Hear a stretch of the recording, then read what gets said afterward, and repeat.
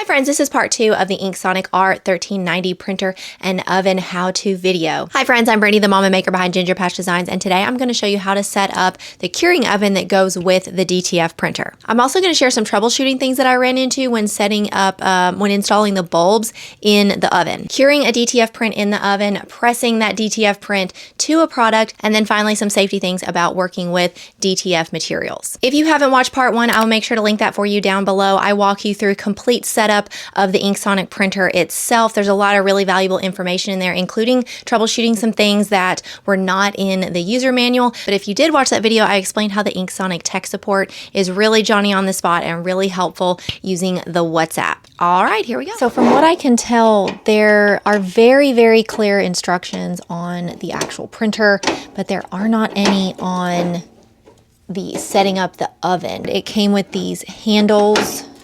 There's an oven accessories kit, and it came with some handles that need to get put on. It also came with extra switches for the side. Something else I noticed, that when I first opened the oven, there was a little screw on the inside, and it actually came from, if you look on the underside of the printer, there's this little piece right here that has 4 of these small screws, and on this side I can see where it fell out, and so maybe just double check all of the parts when you open it. Now this isn't necessarily a red flag to me because it did ship from overseas. It was very well packaged, but considering the journey that it took to get here, I mean, some stuff might get jostled free. I would also recommend double checking the very bottom of the trunk after you've gotten everything out, just to make sure no small parts fell out. The oven comes with 2 handles, one for the top of the lid that opens, the white part, and then the bottom of the tray that opens where you insert your DTF prints. Now, this was honestly the only really tricky part of the whole process. I could not get that screw undone. My hand was hurting so bad. But it wasn't detrimental that I put this on at this stage. I can just use a hot hand or a pot holder to open the lid if it's hot, if I need to. Next, carefully turn your oven around where you can open the lid upside down so we can install the bulbs. There are 4 prongs on either side of the oven lid, and you're going to want to open these about 1/4 of an inch, and they are snug. You might want to grab a flathead or a sturdy tool to help you open them. I opened mine about 1/4 of an inch because this is where we're going to place the oven bulbs.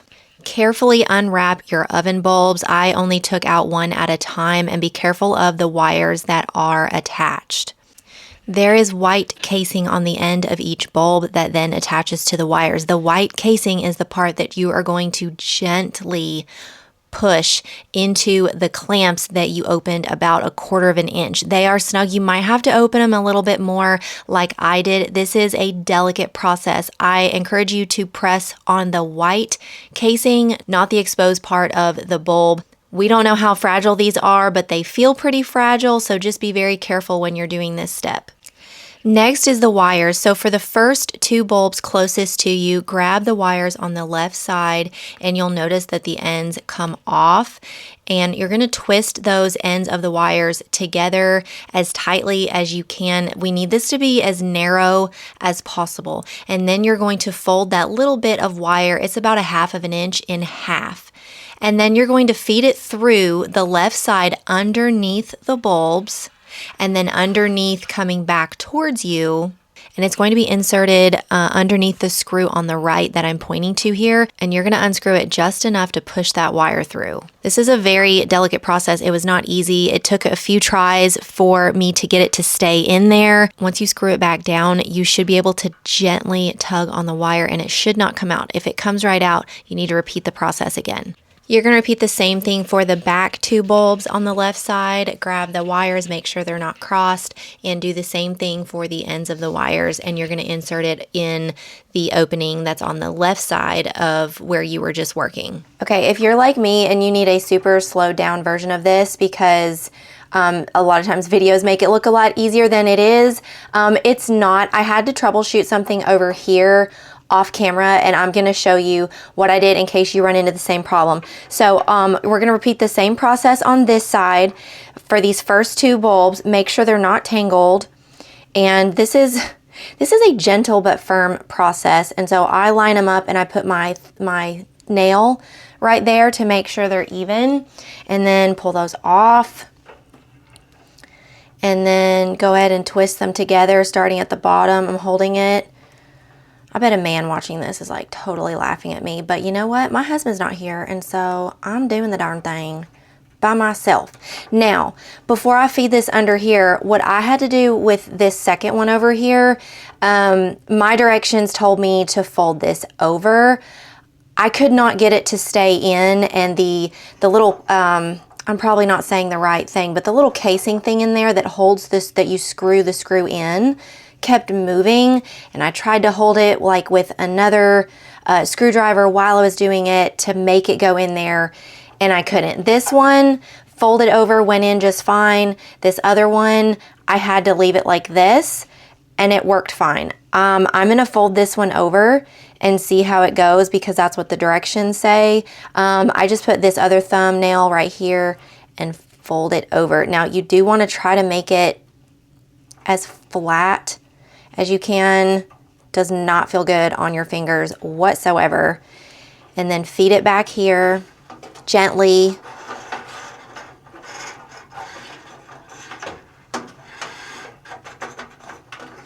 And then feed it underneath the bulbs. So this is the top of the oven, and so we're just like not hiding, but just protecting all of these cords underneath the bulbs. So if you take the screw off, you can see the casing part down in there where the wire is going in, and you can see if your wire is in all the way, and then you can just put the screw back on top.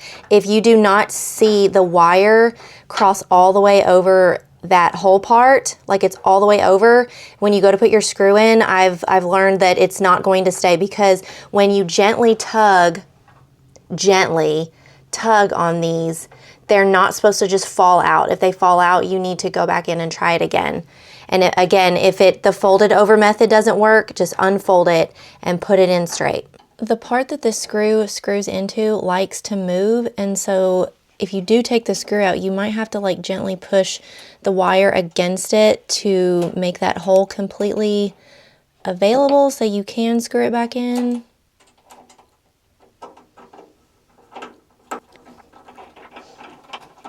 And just keep screwing until you feel resistance, and go ahead and make sure these ones are completely tightened back here after you put these in. And then we're going to repeat for the back ones here.